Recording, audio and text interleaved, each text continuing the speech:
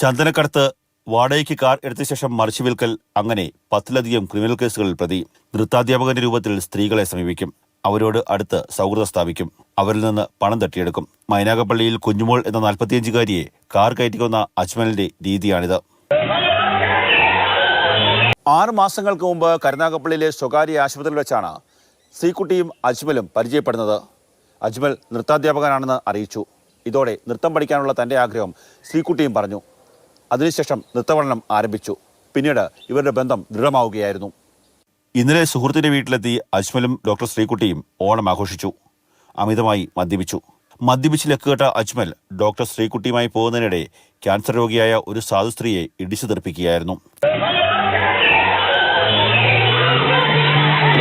8 വർഷങ്ങൾക്ക് മുമ്പ് വിവാഹിതയായ ഡോക്ടർ ശ്രീകുട്ടി ആ ബന്ധം നേരത്തെ ഉപേക്ഷിച്ചതാണ്. അതിനുശേഷമാണ് കൊല്ലത്തെ സ്വകാര്യ ആശുപത്രിയിൽ ജോലി ആരംഭിച്ചതും അജ്മലുമായി ബന്ധം സ്ഥാപിക്കുന്നതും. ക്രിമിനൽ കേസ് പ്രതിയായ അജ്മലുമായുള്ള ബന്ധം ഡോക്ടർ ശ്രീകുട്ടിയെ അഴിക്കുള്ളിൽ ആക്കുകയും ചെയ്തു.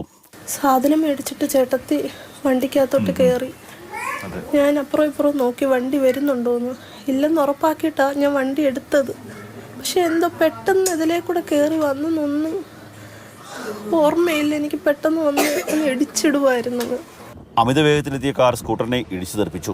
ഫൗസിയയും കുഞ്ഞുമോളും ആകാശത്തേക്ക് ഉയർന്ന ശേഷം കാറിന്റെ ബോണറ്റിൽ വീണു. ഇതിനിടെ കുഞ്ഞുമോൾ കാറിന്റെ അടിയിൽപ്പെട്ടു. ദൃക്സാക്ഷികൾ കരഞ്ഞു പറഞ്ഞിട്ടും അജ്മൽ കാറ് മുന്നോട്ടെടുക്കുകയായിരുന്നു. കാറിന്റെ ചക്രങ്ങളിൽ ഞെരിഞ്ഞമർന്ന് കുഞ്ഞുമോൾ മരണത്തിന് കീഴടങ്ങുകയും ചെയ്തു. ക്യാമറമാൻ ഷാനവാസ് പരിതിരപ്പം, കണ്ണൻ നായർ, മാതൃഭൂമി ന്യൂസ്, കൊല്ലം.